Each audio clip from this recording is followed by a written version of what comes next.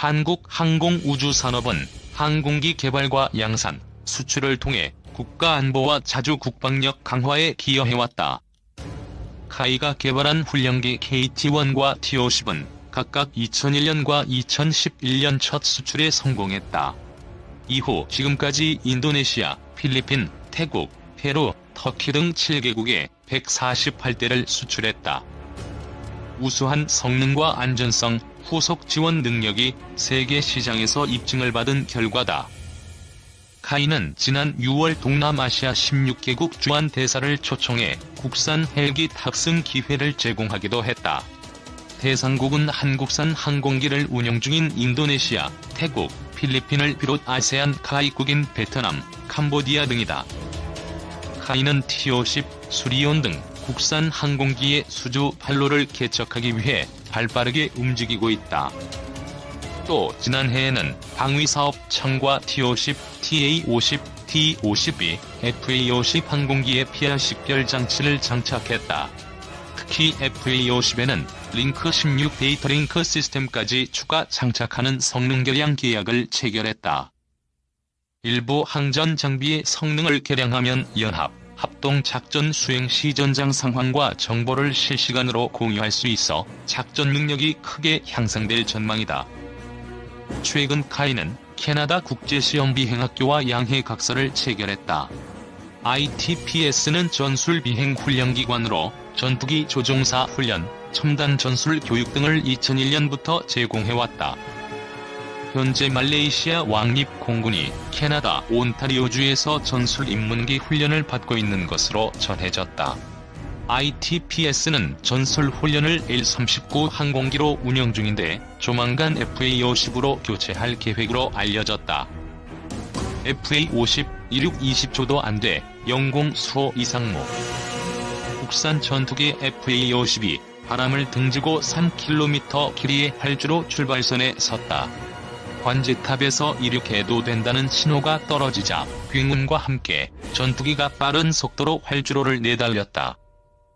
활주로 700m를 달린 전투기는 기술을 들어 올리고 하늘 높이 떠오르더니 전투기 하부에 장착된 커다란 AIM-9 공대공 유도탄을 자랑하며 금세 시야 밖으로 사라졌다. 이 모든 게 채 20초가 걸리지 않았다. 지난 3일 강원 원주에 있는 공군 제8전투비행단을 찾았을 때 전투기들의 비행 훈련이 한창이었다. 국산 전투기 FA-50 수대가 공대공 미사일을 탑재한 뒤 훈련을 위해 연이어 하늘로 떠올랐다. 이들은 공대공 상황에서의 전투 훈련을 위해 가상의 목표를 설정하고 타격하는 훈련을 진행하면서 영공 수호를 위해 구슬땀을 흘리고 있었다.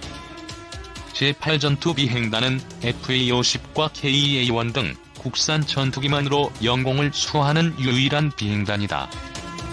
군사분계선과 북방한계선 사수가 주임무로 조종사 140명을 포함해 총 3천여 명의 인원이 비행단에서 근무하고 있다. 제8전투비행단이 운용하는 주력 전투기인 FA-50은 T-50 훈련기를 기반으로 개발된 전투기다. 길이 13.14m, 날개폭 9.45m, 높이 4.94m이며 최대 속도 마하 1.5, 최대 채공시간은 2시간이다. 무장으로 AIM-9 공대공 유도탄과 AGM-65G, JDAM, KGGB 등 공대지 유도탄 탑재가 가능하다. KA-1은 기존 KT-1 훈련기를 기반으로 개발된 전투기로 전반적인 공중 상황을 통제하는 근접 항공 지원 임무를 수행한다. 채공 시간이 3시간 30분이며 무장으로 12.7mm 기관포와 공대지 로켓을 탑재한다. 특히 제8전투비행단은 MDL로부터 전투기로 5분 만에 도달할 수 있는 거리인 약 92km 근방에 있어 평상시 대비 태세 구비가 무엇보다 중요하다. 평시 전투준비 태세를 확인하기 위해 전투비행단 비행 상황 대기실로 들어섰다. 이곳은 365일 24시간 불이 꺼지지 않는 곳으로 이곳에 대기하는 조종사는 항상 지슈트와 조종 장구 등을 착용한 채 비상대기해야 한다. 이들은 상황이 발생하면 8분 이내에 출동해 전투기를 출격시켜야 하기 때문에 대기실을 벗어날 수 없다. 식사도 배달 음식만 가능하며 평소 조종사의 임무가 기록된 임무 리스트도 항상 품속에 지니고 다닌다.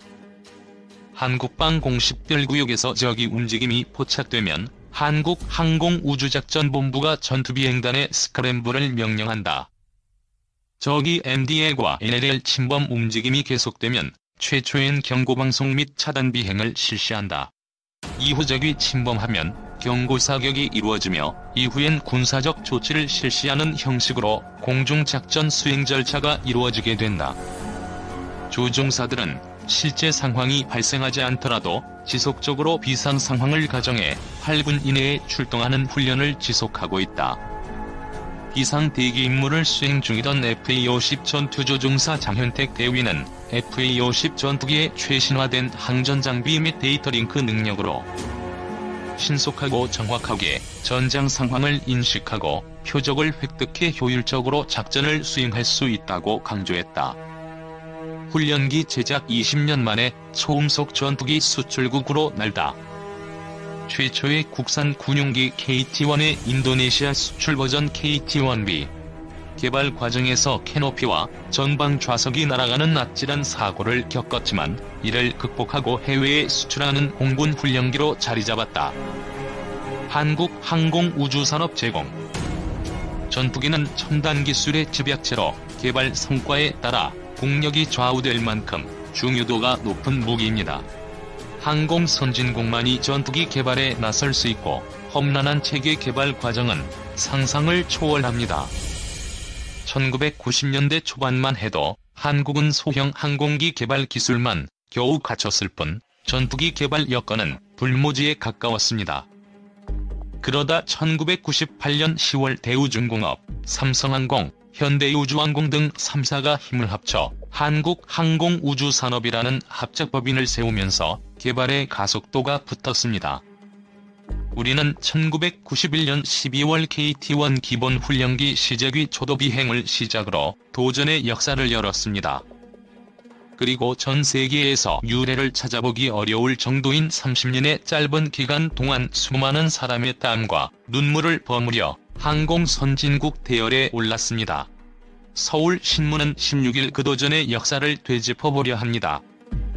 1991년 12월 12일 오전 10시 국내 최초 독자 개발 훈련기인 KT-1 1호기가 경남 사천 비행장에서 날아올랐습니다. 9년의 노력이 결실을 거두자 기술진은 너나 없이 감격해 눈물을 쏟았습니다.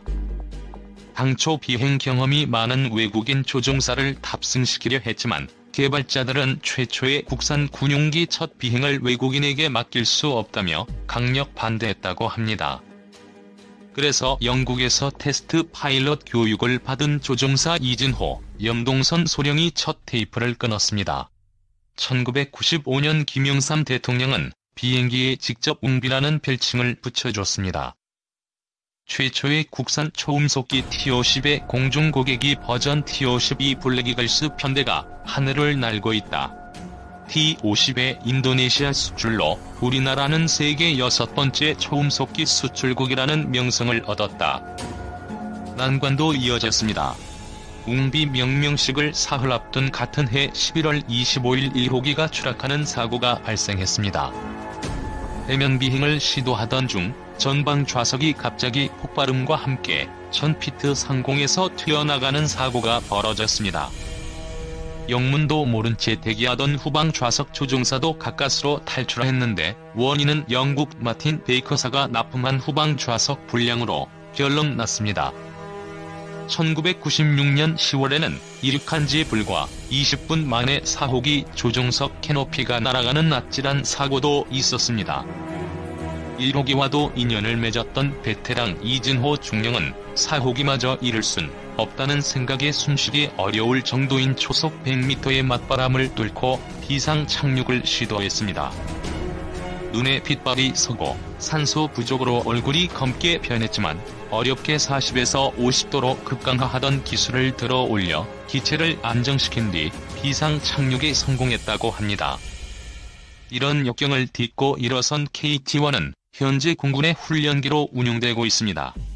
2001년 인도네시아, 2007년 터키, 2012년 페루 등 해외 수출도 줄을 이었습니다. KT-1 개발은 무장을 갖춘 KA-1 전술 통제기 생산으로도 이어졌습니다. 카이는 2012년 KA-1 10대를 페루에 수출한 데 이어 2016년에는 세네갈에 4대를 수출했습니다. 우리 전투기 개발 사업이 조립에서 발돋움했다는 사실 이미 많은 분이 잘 알고 있을 겁니다. 바로 한국형 전투기 생산 사업으로 미국 로키드 마틴에서 개발한 F-16을 국내에서 면허 생산해 KF-16으로 도입하는 사업이었습니다. 이 사업을 통해 한국은 처음으로 항공기 대량 생산과 체계적인 시험평가 기술을 갖추게 됩니다.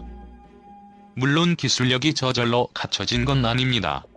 당시 기술진은 공장 견학을 막을 정도로 방문을 극도로 꺼리던 로키드 마틴 측을 어르고 달래고 귀동냥하며 어렵게 컴퓨터를 활용한 생산 정보 시스템을 구축했습니다.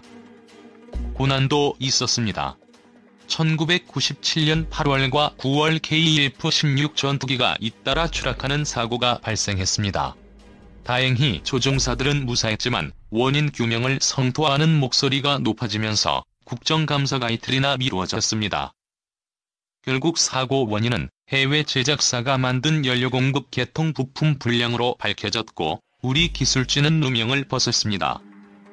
KT-1과 KA-1은 터보프롭기였기 때문에 공군과 기술진은 초음속 항공기에 대한 갈증이 있었습니다. 이에 1995년부터 국방부 요청으로 개발을 진행해 2001년 10월 초음속 고등훈련기 T-50 시제기를 확보하게 됩니다. 2003년 2월 18일 사천기지를 이륙한 T-50은 마하 1.0으로 초음속 비행에 성공, 세계 12번째 초음속기 개발국이라는 타이틀을 따냈습니다. 초음속기 개발이 어려운 이유는 단순히 속도 때문만이 아닙니다. 초음속 비행을 하면 초속 50m의 태풍급 강풍보다 45배 강한 힘이 작용합니다. 음속 장벽을 돌파할 때는 공기 저항력에 의해 충격파가 발생합니다. 그래서 매끄러운 공기역학 구조를 갖추지 못하면 기체가 뒤틀리거나 조종관이 제대로 작동하지 않는 문제가 생깁니다. 한국형 전투기 개발 사업의 밑거름이 된 경공기역기 FA-50의 이라크 수출 버전 FA-50IQ가 이라크 상공을 날고 있다. 30년이라는 세계적으로 유례가 없는 짧은 기간에 우리는 초음속 전투기 수출국 반열에 올랐다. 이라크 공군 제공. 시험비행 조종사인 이충환, 강철 소령은 마하 1.0을 돌파하는 순간 흔들림 없는 비행 성능을 보여줬다고 평가했고 그제야 기술진은 환호성을 터뜨렸습니다. 이후 17,700파운드의 강력한 추력과 최고 마하 1.5의 고속기동이 가능한 명품이 탄생했고 동급 훈련기 중 최고라는 찬사를 받게 됩니다. T-52 공중고개기는 공군 특수비행팀 블랙이글스를 위해 특별 제작해 2010년 보급한 기종입니다. 카이는 2011년 T-50 16대를 인도네시아에 수출했고 우리나라는 세계 6번째 초음속기 수출국 반열에 올랐습니다. 카이는 T-50 개발 경험을 바탕으로 TA-50 전술 입문기를 개발해 본격적으로 전투기 개발 채비를 갖추게 됩니다. T-50이나 TA-50도 무장이 가능하지만 공군은 노후화된 KF-5 제공호를 대체할 만한 경공격기를 원했습니다. 그래서 탄생한 것이 FA-50입니다. 공대공, 공대지 미사일과 합동정밀 직격탄, 다목적 정밀유도 확산탄 등의 정밀유도 무기 투하 능력을 갖췄고 최고 속도는 마하 1.5입니다. 전투기용 레이더, 전술 데이터 링크를 갖췄고 야간 임무 수행 능력도 있습니다. 테스트 파일럿이 FA-50 시험 비행 중 기체를 점검하고 있다. FA-50 개발로 우리나라는 자체적으로 초음속 전투기를 생산, 수출할 수 있는 항공 선진국에 도달했다. 다음 목표는 한국형 전투기다. 한국 항공우주산업 제공. 2013년 1호기를 시작으로 2016년까지 공군의 생산기들이 인도됐습니다. 2013년 이라크에 24대를 20억 달러에 판매해 사상 최대 수출 실적도 올렸습니다. 우리는 한국형 전투기 개발에 나섰습니다. 최고 속도 마하 1.81, 저피탑 능력, 능동 이상 배열 레이더를 갖춘 첨단 전투기 개발 과정은 결코 순탄하지 않을 겁니다. 30년의 투지를 담아 여러분이 많이 응원해 주시길 바랍니다.